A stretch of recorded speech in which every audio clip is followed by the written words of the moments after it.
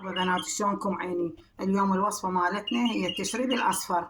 نصلي على محمد وآل محمد ونقول الوصفة مالتنا. مكونات: هاي عندي أنا كيلو لحم هسه أقصقص منه وأطلع، وهاي عندي حبة بوتيتة، حبتين بصل، حبتين نمو بصرة، وهذا حمص أنا سالكته ومهيئته، وهاي عندي البهارات فلفل أسود كركم وكاري. نسمي بالرحمن ونبدي الوصفة مالتنا. ننزل المكونات مالتنا. هاي البوتيتة والبصل والبصرة ونحمر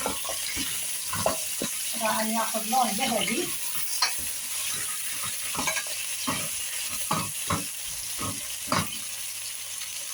هاي دبيت البصل عيني والنمو بصرة والبوتيتة هسه نحمرهم زين ونضيف الحمص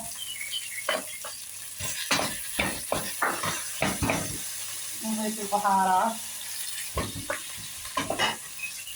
ونحمرهم.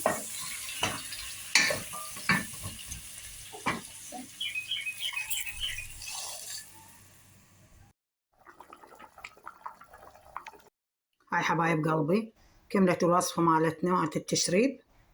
باعوا شوفوا مستوي. إذا عجبكم الفيديو بنات لا تنسوني باللايك والاشتراك. سهمكم العافية.